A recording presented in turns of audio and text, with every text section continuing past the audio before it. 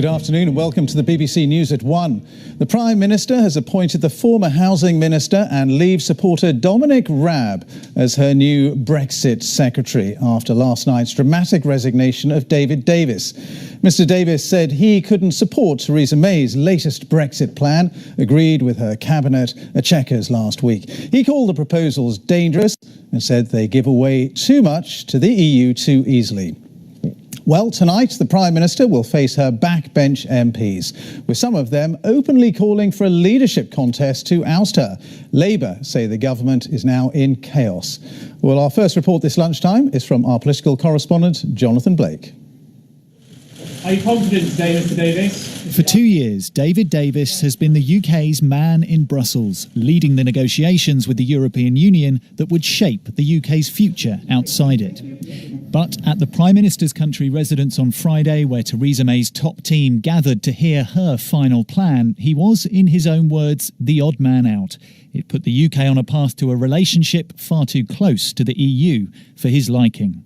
The drive in the last week in this white paper was primarily number 10 rather than my department, but that's fair enough. It's not the first time that's been a debate by a long margin. But as you say, I lost the argument, and the point being, it's not just that I lose the argument in something which is in somebody else's department or which is general collective responsibility. The point is, I was the person who had to present it to Parliament, to the European Union, to everybody else.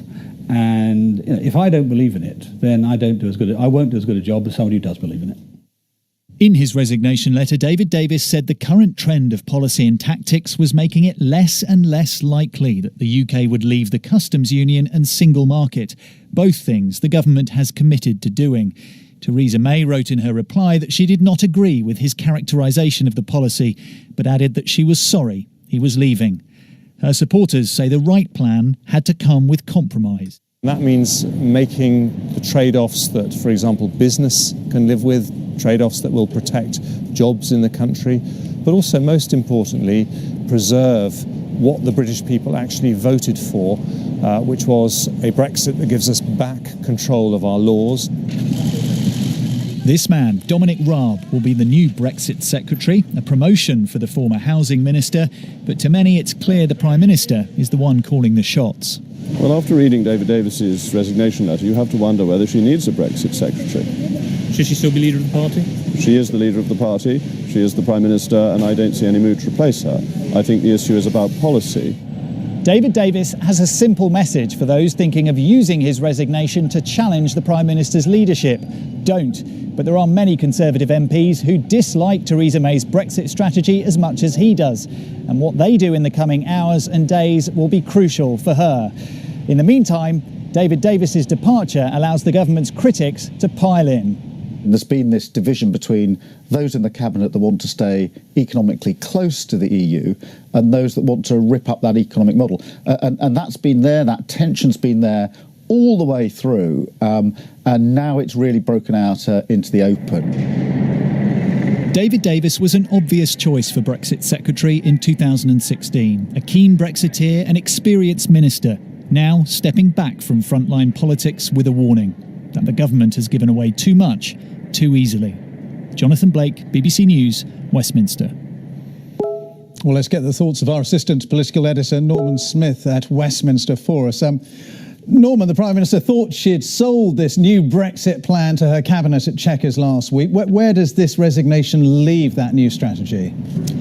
Ben, I think it's a genuine bombshell moment, and we're all sort of waiting for the smoke and dust to clear to see exactly how much damage it's caused, whether it is just a sort of 48-hour hiatus and then life returns to normal, or whether it's caused so much damage it leads to the collapse of Mrs May's whole Brexit strategy. Certainly, reading David Davis's resignation statement, it's clear not just that he's deeply unhappy with the Chequers plan, but is also deeply unhappy with Mrs May's whole approach, accusing her of progressively diluting key Brexit objectives, saying taking back power will only be illusory, questioning whether we will really be able to leave the single market and the customs union. Downing Street might, for their part, say this plan is as good as it gets. It's the final plan. There is not going to be any changes. And to that end, Mrs May has invited opposition MPs, Labour and SNP MPs, to a briefing with her Chief of Staff on the Chequers plan. Now, that has opened up the fear among some Tory MPs that she may seek to push the plan through on the back of opposition MPs with their support, and that has infuriated many already very angry Brexiteers who now question whether it's not just the plan that needs to change, but maybe the Prime Minister who needs to be changed. Well, I was going to ask you about that. There is talk of a leadership challenge. How much danger is she in this afternoon? Well, on the plus side for Mrs May, it's not clear there is an obvious challenger beyond Boris Johnson. Now, he so far has not resigned, has said nothing, has blinked previously at Chequers and over Heathrow. So he may not enter the fray, depriving the Brexiteers of a clear big-name candidate. Also, it's not clear they have the numbers. But frankly, so febrile is the atmosphere here at Westminster today, it's quite possible that the Tory party could stumble into a contest by accident if enough Brexiteers put in letters demanding a contest. So the ramifications of David Davis's resignation threaten not just Mrs May's Brexit plan, but potentially even her survival. Norman, many thanks indeed. Norman Smith reporting. Well, David Davis was the public face of negotiating Britain's withdrawal from the European Union, regularly appearing alongside the EU's chief Brexit negotiator, Michel Barnier. So, how will these latest developments at Westminster be viewed in Brussels? Christian Fraser reports. The contrast between David Davis and Michel Barnier could hardly have been starker.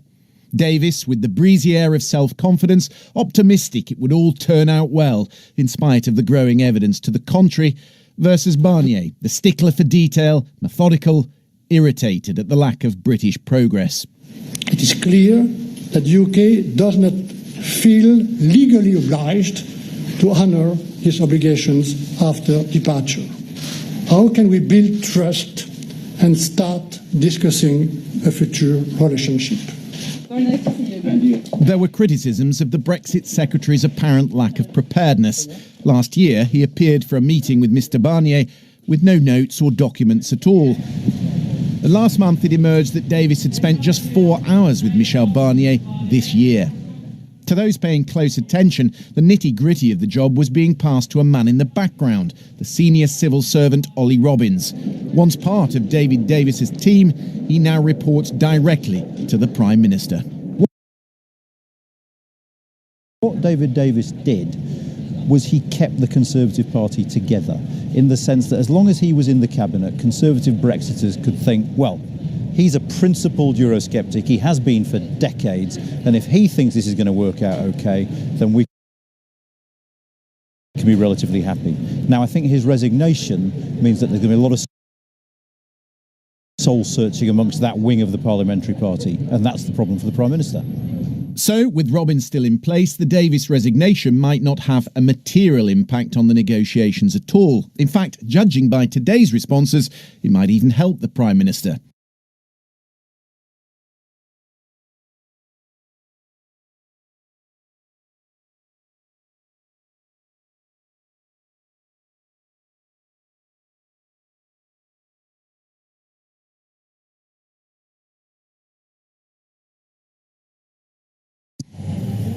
There is goodwill towards Mrs May in Brussels, recognition that, were she replaced, the negotiation, as fraught as it is, would be in even greater peril.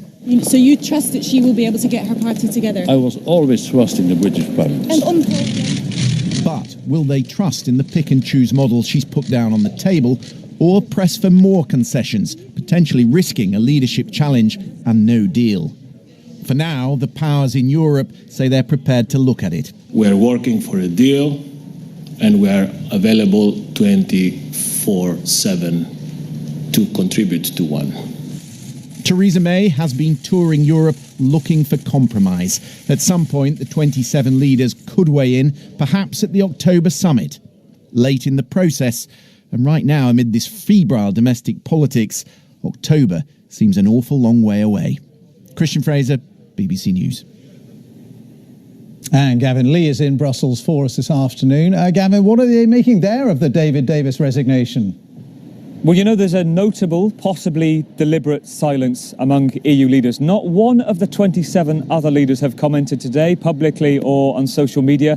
One EU source inside the Commission behind me said to me that they are watching the show play out. And if they were to say something right now, any of those country leaders, it might destabilise things even more, and actually it won't just harm the British Prime Minister but could upset the deal for them as well, because they want something out of this that helps Europe. Interesting, I spoke earlier to the head of the European Council, Donald Tusk, asked him for his reaction, no comment. The sense we're getting from inside the European Commission, from their chief press officer today, was that they believe that for them this is no problem. They will go ahead as planned, but for the UK, the new appointment of Dominic Raab as Brexit Secretary, well, that could be an issue depending on how he deals with Michel Barnier. That's his counterpart, the EU Brexit Secretary, and he is in the US this week meeting officials.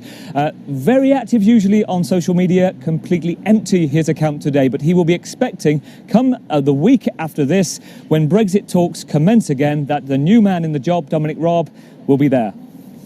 Gavin, thank you very much indeed. Gavin Lee.